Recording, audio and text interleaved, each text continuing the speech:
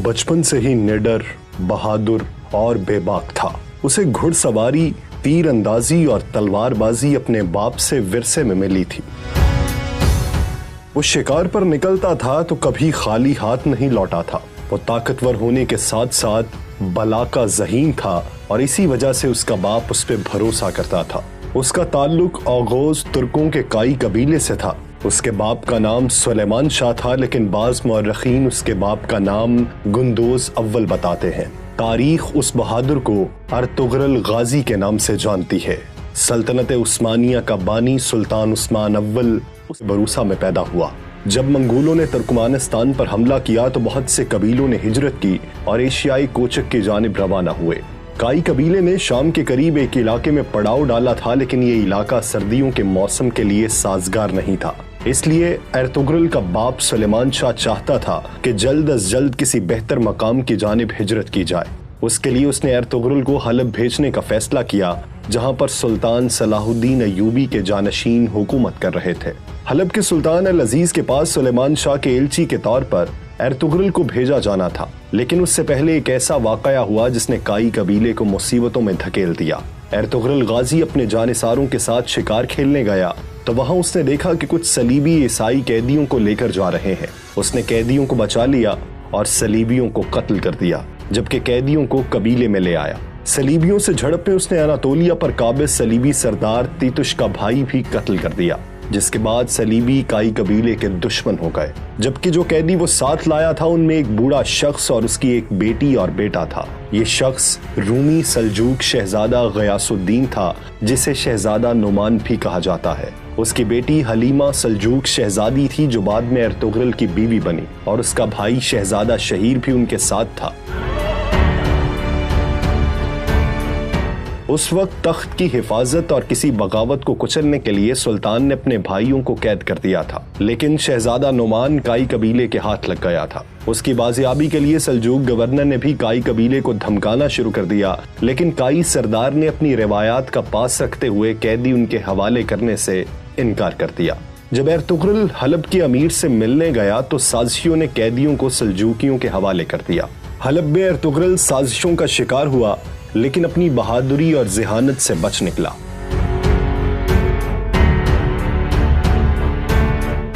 Ertugrul ने जो इलाका सुल्तान से हासिल किया वो सलीबियों के कले के नजदीक था और उसमें रहने का मतलब था कि मौत के मुंह में चले जाना। कबीले के सरदारों ने मुखालिफत तो की, लेकिन सुलेमान शाह ने हिजरत की और कबीला अनातोलिया की सरहद पर आबाद हो गया। तीतुश ने अपने भाई का बदला लेने के लिए उन पर हमला किया। काई कबीले ने अर्तुगरुल की क़यादत में उनके कले पर हमला कर दिया। काइयों ने सलीबी कला फतह कर लिया। 1225 में सुलेमान शाह के इंतकाल के बाद कबीले की सरदारी का मसला सामने आया, लेकिन उससे कबल के कोई फैसला होता, मंगोल उन पर हमला कर चुके थे। 1230 में मंगोल तातारी चंगेज खान की क़यादत में चीन और ईरान फतह कर चुके थे। मंगोलों की एशियाई कोचक मुहिम का सरबराह नवियान था। उसने तमाम तुर्क कबीलों पर हमला किया और उन्हें रौंदता चला गया। उसने काई कबीले पर भी हमला किया और कबीले को आग लगा दी। कबीले के लोगों ने मुश्किल से जान बचाई और अर्तुगरुल की वालिदा हाइमा खातून और भाई गुलदारों की क़यादत में अपने दोस्त कबीले दो दुर्गा चले गए।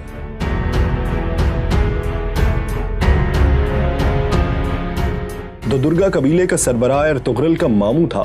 उसने उनको रहने की जगह दी और उनकी मदद का फैसला किया। अर्तुगरुल ने मंगोलों के खिलाफ लड़ने का फैसला किया, लेकिन कबीले के अमायदीन और उसके मामू और भाई ने इसकी मुखालिफत कर दी। लेकिन वो खामोश रहने वाला नहीं था। उसकी दूरंदेशी ने उसे बता दिया था कि मंगोल सुकून नहीं करेंगे और सब कुछ तबाह कर देंगे। उसने अपनी बीवी हलीमा को सुल्तान अलाउद्दीन के क़ुबाबाद के पास भेजने का फैसला किया, ताकि वो सल्जूक रियासत में मुकीम हो सके और मंगोलों के खिलाफ जंग भी कर सके। अर्तुगरुल जल्द अज जल्द सल्जूक रियासत में जाना चाहता था। इसके लिए उसने अनातोलिया के मगरिब के करीब एक इलाके का इंतखाब किया। नवियान के खिलाफ जंग के दौरान अर्तुगरुल को सख्त परेशानियों का सामना करना पड़ा। उसके मामू की वफात के बाद उसका मामूजाद दो दुर्गा कबीले का सरबराह बन गया, लेकिन वो अपनी सौतेली माँ और गद्दारों के हाथों कठपुतली बन चुका था। अर्तुगरुल के कबीले के सरदार का इंतखाब किया गया तो उसके भाई गुलदारों ने सरदारों को पैसे देकर साथ में लाया और सरदार बन गया। उसका सरदार बनने का मकसद था कि वह अर्तुगरुल को अनातोलिया जाने से रोक सके। अर्तुगरुल के भाई की पुश्त पर सल्जूक सुल्तान का नामजद करदा वजीर सादुद्दीन कोपेक था। सादुद्दीन कोपेक एक फितना परवर शख्स था। सादुद्दीन कोपेक सुल्तान को मारकर सल्जूकी तख्त पर कब्जे का ख्वाब देख रहा था, लेकिन उसे अर्तुगरुल उस राह में रुकावट नजर आता था। अर्तुगरुल ने मंगोलों के सरदार नबियान को जंग में शिकस्त दी और सलीबियों की सरहद पर हिजरत का फैसला कर लिया। अर्तुगरुल को एक दीनी शख्सियत इब्नुल अरबी की रहनुमाई भी हासिल थी, जो कि उसकी हर फैसले पर रहनुमाई करते थे। उसके साथ साथ अर्तुगरुल की बहादुरी की वजह से तुर्कों की तंजीम सफेद दाढ़ी वाले भी उसकी पुश्त पर थे और उनकी मर्जी से ही वो सलीबियों के करीबी सरहद पर हिजरत करना चाह रहा था। उसने अपने भाई से बगावत की और अपने जानिसारों, वालिदा, छोटे भाई, बीवी और कबीले के 400 अफराद के साथ हिजरत का फैसला किया और अनातोलिया की मगरबी सरहद पर आबाद हो गया। यहाँ आबाद होकर वो काई कबीले के उस टुकड़े का सरदार बन गया। नई जगह हिजरत के बाद हालात साजगार न हुए और कबीले में फाकों की नौबत आने लगी। इस दौरान अर्तुगरुल के कबीले की खातीन कालीन बनाने का काम करती रहीं और उन कालीनों को बेचकर अनाज लाया जाता रहा, लेकिन वो खाने के लिए बहुत कम था। मगरबी सरहद पर उसका सबसे बड़ा हरीफ चावेदार कबीला था, जिसके सरदार जानेदार बे के बेटे औराल ने अर्तुगरुल की मुखालिफत की और उसके कालीनों के काफिले पर हमला करके उसके मुतअद्दिद सिपाही कत्ल कर दिए और उसके साथ साथ तमाम माल जला दिया, जिसके बाद उसके कबीले पर मजीद मुसीबतें टूट पड़ी। वो जिस बाजार में तिजारत करते थे उस बाजार को हानली बाजार कहा जाता था। ये बाजार आज भी तुर्की में हानली बाजार के नाम से मौजूद है। इसका मालिक सैमून कुस्तंतीनिया के सलीबियों का जासूस था। जब अर्तुगरुल को मालूम हुआ तो सफेद दाढ़ी वालों ने उसे इस जासूस को खत्म करने का हुक्म दिया। अर्तुगरुल ने अपने सिपाही नूरगुल के साथ मिलकर उसको बेनकाब किया और उसके खिलाफ जंग करके हानली बाजार पर कब्जा कर लिया। उसने चाबेदार कबीले के सरदार के बेटे औराल से भी इंतकाम लेने का फैसला किया, लेकिन अमीर सादुद्दीन कोपेक ने मुदाखलत की और उसे बचा लिया। अमीर सादुद्दीन चूंकि उस इलाके का सरदार आला था, इसलिए उसकी बात का मानना जरूरी था, लेकिन अर्तुगरुल उसको खातिर में नहीं लाता था। इस दौरान सुल्तान अलाउद्दीन कैकोबाबाद का उस इलाके से गुजर हुआ तो उसने हानली बाजार के रोमी और ईसाई ताजरों से जब अर्तुगरुल की ईमानदारी और बहादुरी का तज़किरा सुना तो वो उससे बहुत मुतासिर हुआ। अमीर सादुद्दीन ने सुल्तान को बरगलाया कि अर्तुगरुल रियासत के अंदर रियासत बना रहा है और हानली बाजार को सल्तनत को देने की बजाय उस पर खुद काबिज हो गया है। लेकिन सल्जूक सुल्तान पहले ही अर्तुगरुल का मद्दाह हो चुका था और तुर्कों की रिवायात के मुताबिक तलवार से हासिल की गई जगह उसकी मिल्कियत होता है। सुल्तान ने अर्तुगरुल को इस सारे इलाके का सरदार आला बना दिया और सादुद्दीन को वापस कूनिया बुला लिया। सरदार आला के साथ साथ उसने अर्तुगरुल को कारा चायसार कला फतह करने का भी हुक्म दिया, क्योंकि उन्होंने सुल्तान पर हमला करने की कोशिश की थी। सुल्तान ने उसको वादा किया कि वो जल्द अपनी एक फौज उसकी मदद को भेजेगा। उन सब जंगों में चावेदार कबीले का औराल बे अर्तुगरुल के खिलाफ रहा, मगर उसका भाई आलियार और बहन इस्लाहान ने अर्तुगरुल का साथ दिया। आलियार जानफिशानी से लड़ते हुए शहीद हो गया। उसके भाई औराल को अर्तुगरुल ने बगावत के जुर्म में कत्ल कर दिया। उसकी बहन इस्लाहान को कबीले की सरबराह बना दिया गया और अर्तुगरुल ने अपने सबसे बेहतरीन दोस्त तुर्गुत, जिसे नूरगुल भी कहा जाता है, उससे उसकी शादी करवा दी। लेकिन याद रहे, नूरगुल की पहली बीवी मंगोलों के हमलों में जिंदा जला दी गई थी। यूं दोनों कबीलों में दोस्ती की फजा पैदा हो गई। इस दौरान एक झड़प में कले का कमांडर वेसिलियोस अर्तुगरुल के हाथों मारा गया और निकिया के शहंशाह ने आरस को गवर्नर बनाकर भेजा। आरस ने अर्तुगरुल की तरफ दोस्ती का हाथ बढ़ाया और जंग रोक दी, लेकिन अमीर सादुद्दीन कोपेक और चावेदार कबीले की दूसरी शाख के सरदार बहादुर बे के साथ मिलकर उसने अर्तुगरुल के खिलाफ साजिशें शुरू कर दी। उसने अर्तुगरुल के बेटे को भी कैद कर लिया और बहादुर बे की साजिशों में मदद की। अर्तुगरुल ने बहादुर को कत्ल कर दिया और चावेदार कबीले का नया सरदार इस्लाहान के शौहर नूरगुल को बना दिया। उससे निमटकर अर्तुगरुल ने सुल्तान की फौज का इंतजार किए बगैर ही अपने सिपाहियों के साथ मिलकर कले पर हमला किया और कले पर कब्जा कर लिया। कले का गवर्नर आरस अपनी जान बचाकर भाग गया और कले पर सल्जूक सल्तनत और काई कबीले का परचम लहरा दिया गया। कारा चायसार कला और हानली बाजार फतह करने के बाद अर्तुगरुल का हर तरफ चर्चा होने लगा। अर्तुगरुल ने कले में अपने भाई सारिम को नायब मुकर्रर किया और सादुद्दीन कोपेक के साजिशों से सुल्तान को आगाह करने कूनिया चला गया। कूनिया में सुल्तान को उसने अमीर सादुद्दीन के खिलाफ सबूत दिए, लेकिन वो साजिशी अपनी जान बचाने में कामयाब हो गए। 1237 में उसने सुल्तान अलाउद्दीन के कुबाबाद और उसके नामजद जानशीन शहजादा कलीज अरसलान को कत्ल करवाकर गयासुद्दीन कैसरो को सल्जूक सुल्तान बना दिया। सुल्तान के कत्ल का इल्जाम अर्तुगरुल पर लगा दिया और उसे कैद में डाल दिया गया। अर्तुगरुल को कैद में डालने के बाद सल्तनत पर अमीर सादुद्दीन कोपक का कब्जा हो गया।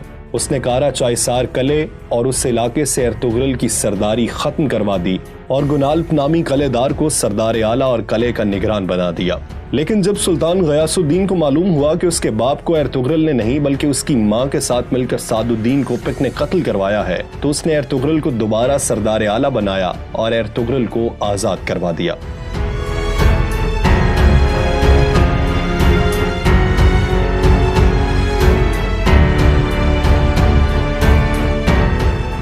सुल्तान गयासुद्दीन ने अमीर सादुद्दीन को कत्ल करने का हुक्म जारी किया और अर्तुगरुल को यह जिम्मेदारी सौंपी। अर्तुगरुल ने गुनाल्प बे को इस साजिशी शख्स की असलियत से आगाह किया और उसके साथ मिलकर सादुद्दीन कोपक का खात्मा किया और सल्तनत को दोबारा पैरों पर खड़ा करने की कोशिश की। लेकिन उसने गुनाल्प को कारा चायसार कले का निगरान ही रहने दिया और खुद कबीले समेत सोगोत हिजरत कर गया। सोगोत वह इलाका था जो उसकी बहादुरी से खुश होकर सुल्तान अलाउद्दीन ने उसे इनायत किया था और आजादी दी थी कि वो चाहे तो इर्द गिर्द के इलाके फतह करके अपनी जागीर बढ़ा सकता है।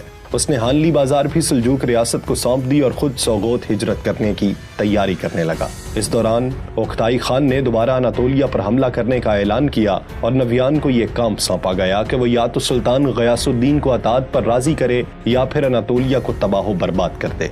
नवियान ने जब सुल्तान गयासुद्दीन को 2 गुना लगान और अतात का हुक्म दिया तो उसने एक सुलहनामा देकर अर्तुगरुल को नवियान के साथ ओक्ताई खान के पास सफीर बनाकर भेजा। अर्तुगरुल की गैर मौजूदगी का फायदा उठाते हुए नवियान की बहन ने काई कबीले पर हमला करने का मंसूबा बनाया, लेकिन वो कामयाब न हो सकी और नवियान की बहन मारी गई। उधर जब अर्तुगरुल ओक्ताई खान के पास पहुंचा तो उसने अमन मुआहिदे पर मुहर लगा दी और 2 साल के लिए सल्जूकों को मोहलत मिल गई। लेकिन इसी दिन ओक्ताई खान मारा गया और उसकी मौत का जिम्मेदार अर्तुगरुल को करार दिया गया, लेकिन वो भाग निकलने में कामयाब हो गया। नवियान ने उसका ताकुब किया लेकिन नाकाम रहा। नवियान वापस चला गया और ओक्ताई खान के बेटे कदुन खान को, जो उसका जानशीन था, उसे अनातोलिया पर हमले के लिए तैयार किया, जिसके नतीजे में 1243 में कोसे डाग की जंग लड़ी गई। अर्तुगरुल जब वापस कबीले पहुंचा तो उसने सोगोत जाने के लिए कबीले को तैयारियां शुरू करने का हुक्म दिया। इस दौरान सोगोत की सरहद पर मौजूद कले के गवर्नर ने उसके सिपाहियों पर हमला किया और उसके जवाबी हमले में उसने कले के गवर्नर को मार दिया और कले पर कब्जा करने का फैसला किया। लेकिन ऐन उस वक्त नीकिया के शहंशाह का बेटा प्रिंस थ्योडर बजाते खुद उसके पास आया और उससे शहंशाह की जानिब से माजरत की और दोस्ती का हाथ बढ़ाया, जिसके बाद सोगोत में सलीबियों की जानिब से खतरा टल गया और उसने कबीले समेत सोगोत हिजरत कर ली, जो कि अब अर्तुगरुल गाजी की जागीर थी। कोसे डाग की जंग में सल्जूकों को बुरी तरह शिकस्त हुई और मंगोलों ने अनातोलिया पर कब्जा कर लिया और इर्द गिर्द के तमाम कलेदार, कबीलों के सरदार, यहाँ तक कि सुल्तान भी मंगोलों को टैक्स देने पर मजबूर हो गया। सल्जूक दरबार में सुल्तान मंगोलों के हाथ की कठपुतली बन गया। गयासुद्दीन का जानशीन मुकम्मल तौर पर मंगोलों के हाथों में खेल रहा था। मुस्लिम उमरा मंगोलों से सोना लेकर उनके मफाद के लिए काम कर रहे थे। सुल्तान के बड़े बेटे अज़ाउद्दीन कैकाउस ने मंगोलों से बगावत की, लेकिन उसका साथ देने वाला कोई नहीं था, इसलिए उसने नेकिया में जाकर पनाह ली और उसका भाई रुकनुद्दीन कलीज अरसलान सुल्तान बन गया। मंगोलों का हुक्मरान हलाकू खान बन गया था, जो मशरिक में तबरेज तक खून की नदियां बहा चुका था और अनकरीब अनातोलिया के बाकियों को रौंदने का मंसूबा बना रहा था। इस दौरान अर्तुगरुल ने सोगोत में अपना कबीला बसा लिया और वहां से मंगोलों के खिलाफ जिद्दोजहद जारी रखी, लेकिन ये जिद्दोजहद जाहिरी नहीं थी। जाहिरी तौर पर वो मंगोलों को टैक्स देता था, लेकिन अंदरूनी तौर पर वो मंगोलों के खिलाफ एक बड़ा मंसूबा तैयार कर रहा था। उसने मिस्र के ममलूक सुल्तान मलिकुल ज़ाहिर रुकनुद्दीन बेबरस और चंगेज खान के पोते बरका खान, जिसने अपने कबीले के साथ इस्लाम कबूल कर लिया था और मंगोलों के खिलाफ जंग जारी रखे हुए था, उसके साथ मिलकर एक मंसूबा बनाया। सुल्तान अज़ाउद्दीन के काउस और उसके हामी कबाइल को इकट्ठा किया और उन 2 बड़ी ताकतों को मंगोलों से लड़ने के लिए तैयार कर लिया। लेकिन अंदरूनी साजिशों और सलीबी कले के गद्दार गवर्नर की तरफ से हमलों के बाद अर्तुगरुल बुरी तरह फंस गया था। क्योंकि अपने अजीम मकसद को पूरा करने के लिए एक बड़ी जंग जरूरी थी, लेकिन इस दौरान वो किसी तौर भी बाज़ंतीनियों से जंग का सोच भी नहीं सकता था। मंगोलों की शोरश जारी थी, जबकि कई कबीले के लोग उनसे मिल चुके थे। एर्तुगरुल का सोगोत से कंट्रोल खत्म करने के लिए सल्जूक वजीर बहाउद्दीन ने उमरूलो कबीले को सोगोत में बसाने का फैसला किया। उमरूलो कबीले का सरबराह एर्तुगरुल के खिलाफ था, लेकिन उसकी बेटी एर्तुगरुल को पसंद करने लगी और बाद में एर्तुगरुल ने उससे शादी कर ली। सलीबी बागियों ने किले पर कब्जा कर लिया। उनका सरबराह कमांडर ड्रागोस था, जो एर्तुगरुल को सोगोत से निकालना चाहता था। उसने अमरूलो कबीले के सरदार को कत्ल करके उसके इल्जाम एर्तुगरुल के बेटे गुंदोज एलब पर लगा दिया, जिसके बाद दोनों कबीलों में लड़ाई का अंदेशा हो गया। लेकिन एर्तुगरुल की जहानत और समझदारी से वो इस मुसीबत से बच निकले। उमरू बे के बाद उसका बेटा बोलाद बे उस कबीले का सरबराह बना। बोलाद बे मंगोलों का खास आदमी था और बागी कबाइल के खिलाफ एक मुहिम जारी रखे हुए था। अपनी असलियत छुपाए हुए वो अल्बास्ती के नाम से तुर्क कबीलों के लिए दहशत बना हुआ था। दूसरी तरफ ड्रैगोस भी गुमनाम था। एर्तुगरुल को दो गुमनाम दुश्मनों का सामना था और वो दोनों उसकी नजरों के सामने थे, यानी अल्बास्ती बोलाद बे के रूप में और ड्रैगोस सोगोत के कलीसा में जिंगूच के रूप में। अल्बास्ती ने एर्तुगरुल के भाई गुलदारों के कबीले को भी तबाह कर दिया और वो अपनी जान बचाकर पहाड़ों में रूपोश हो गया था। एर्तुगरुल के सामने नादीदा दुश्मन थे और एक अजीम मकसद उसका मुंतजिर था। इस सूरत हाल में वो किसी तौर इन मामूली दुश्मनों को नजरअंदाज नहीं कर सकता था। एर्तुगरुल ने मंगोलों के दो सरदारों को कत्ल कर दिया जो उसके कबीले पर हमला आवर हुए थे। उनकी मौत के बाद हलाकू खान का भाई एरुक बोका उसके मुकाबले के लिए सोगोत आ गया। उसने अल्बास्ती की मदद की और एर्तुगरुल के खिलाफ जाल बुनने शुरू किए, लेकिन एर्तुगरुल एक मर्तबा फिर अपनी जहानत से बच निकला। उसने ड्रैगोस को बेनकाब किया और उसे कत्ल कर दिया। अल्बास्ती भी जब खुलकर एर्तुगरुल के सामने आया तो उसके भाई गुलदारों के हाथों मारा गया। एर्तुगरुल उन दुश्मनों से निमटने के बाद मगरिब में बरका खान से मुलाकात के लिए चला गया। एरुक बोगा को जब इस बात का इल्म हुआ तो वो उसके पीछे चला गया। एर्तुगरुल ने बरका खान के गद्दार वजीर को बेनकाब किया और एरुक बोगा भी बरका खान के हाथों मारा गया। एर्तुगरुल ने बरका खान के साथ मिलकर मंगोलों से जंग की। उसने बरका खान को यकीन दिलाया कि जब वो मंगोलों पर हमला करेगा तो अनातोलिया के तुर्क उसके शाना बशाना होंगे, जबकि सुल्तान जाहिर बेबरस भी अपनी फौज के साथ उनके साथ शामिल हो जाएगा। एर्तुगरुल वापस कबीले आ गया और अपने छोटे भाई दुंदारबे को कायम मकाम बनाकर उस जंग के लिए रवाना हो गया। उस जंग में मंगोलों को शिकस्त हुई। लड़ाई के दौरान ही हलाकू खान अलील हो गया और बीमारी से चल बसा। मुसलमानों को फतह नसीब हुई। बगदाद से खिलाफत अब्बासिया के खात्मे के बाद खिलाफत अब्बासिया काहिरा मुंतकिल हो गई। सुल्तान बेबरस भी वापस मिस्र चला गया और एर्तुगरुल जंग से गाजी बनकर लौटा, इसीलिए गाजी उसके नाम का हिस्सा बन गया। वो 1280 में 90 साल की उम्र में सोगोत में फौत हुआ और उसी शहर में उसका मकबरा तामीर किया गया। एर्तुगरुल गाजी की बहादुरी और शुजाअत और फरोग इस्लाम की खातिर जद्दोजहद की निशानी के तौर पर तुर्कमानिस्तान में उसके नाम पर एक मस्जिद भी तामीर की गई है।